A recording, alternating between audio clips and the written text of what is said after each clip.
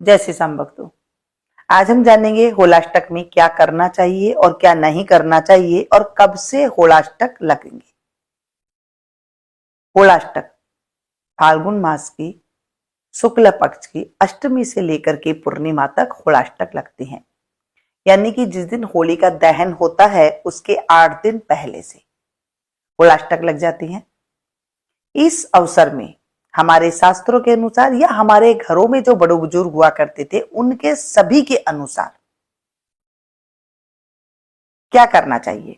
इन दिनों में 9 ग्रह कमजोर होते हैं तो हमें पूजा पाठ ज्यादा से ज्यादा करनी चाहिए। जैसे सत्यनारायण भगवान की कथा पूर्णिमा तिथि आएगी तो उस दिन कर लेनी चाहिए। नमो भगवते वासुदेवाय का जाप करना चाहिए। विष्णु भगवान की अधिक से अधिक पूजा करनी चाहिए।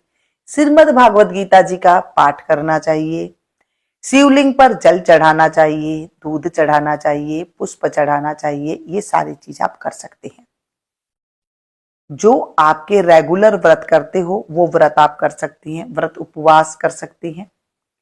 नया कोई व्रत नहीं शुरुआत करनी चाहिए। जो व्रत रेगुलर चल रही है, सोमवार, मंगलवार, बुधवार, वीरवार, जो भी आप करते हैं इन दिनों में से वो आप कर सकते हैं। लेकिन नया अगर आपको शुरुआत करनी है तो आपको होलाष्टक में नहीं करना चाहिए। नए कपड़े, जूते कुछ भी नहीं खरीदने चाहिए। नए जूते कपड़े जब हम खरीदते हैं, क्योंकि इन दिनों में 9 ग्रह कमजोर होने की वजह से न जाने वो फलता है नहीं फलता, ऐसे हमारे बड़े बुजुर्ग कहा करते थे, इसलिए होलाष्टक में मना किया गया है। होलाष्टकों के दिनों में हमें पूजा पाठ मंत्र जप करना चाहिए। कोई बड़ी चीजें हैं जो नहीं खरीदनी चाहिए, शुभ कार्य नहीं करने चाहिए। ज्यादा मंगनी है, रिश्ता है, ये कार्य नहीं करने चाहिए। पूजा पाठ आप अवश्य कर सकते हैं। डेली की नित्य पूजा जैसे होती है वो आप कर सकते हैं। ये तो रही हमें क्या करना चाहिए। अब क्या नहीं करना चाहिए, जैसे हवन, यज्ञ, पूजा, बड़ी पूजा जो होती है वो नहीं करवाना चाहिए। सिंपल जो पूजा पाठ है वो हमें कर लेना चाहिए।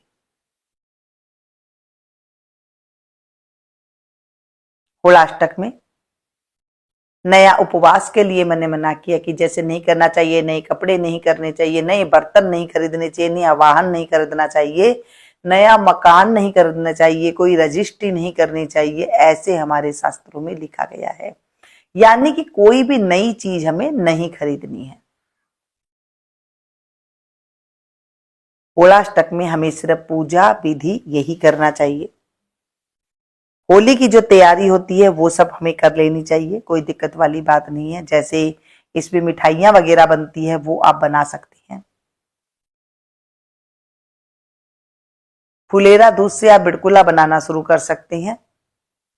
होलाष्टक में नया बिड़कुले जो बनाते हैं वो नहीं बनाते हैं, शुरुआत पहले से कर लेते हैं। एकादशी तिथि को आप सारे बना सकती हैं। अगर आपने पूरे बिड़कुले नहीं बनाए हैं तो एकादशी को आप सारे बना करके रख सकते हैं। हो सके तो होलाष्टक से पहले ही आप बना ले तो वो सबसे बढ़िया होता है।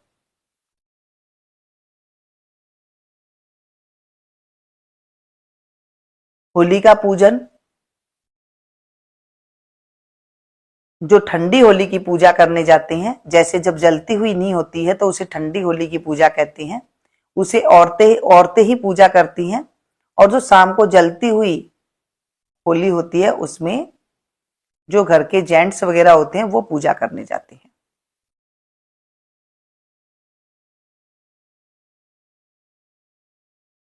होली के दिन बाल नहीं धोने चाहिए, बाल नहीं कटवाने चाहिए। और जैसे हम पूजा पाठ करते हैं, होली दिवाली की पूजा पाठ करते हैं, ऐसे ही हमें होली पर भी पूजा पाठ करनी चाहिए। जैसे अपने पितरों के निमित्त कुछ दान दक्षिणा निकालना चाहिए। होलाष्टकों में हम जितना भी दान दक्षिणा पूजा पाठ करती हैं वो हमें हमारे जो कर्म होते हैं उसमें अत्यधिक फायदा देते हैं। यानी कि करोड़ों करोड़ों गुना होकर के हमारे ऊपर वो आशीर्वाद रूप में देते हैं। क्योंकि ग्रह कमजोर होते हैं तो हमें ग्रह बलवान करने के लिए पूजा पाठ की आवश्यकता होती है। इन दिनों में ऊपर की जो चीजें होती हैं, ऐसे कहते हैं जो ऊपरी बाधा होती है वो ज्यादा उड़ती हुई रहती हैं। जब हम पूजा पाठ या कुछ ऐसी चीजें करते हैं तो नकारात्मक जो ऊर्जा होती है वो हमसे दूर चली जाती है।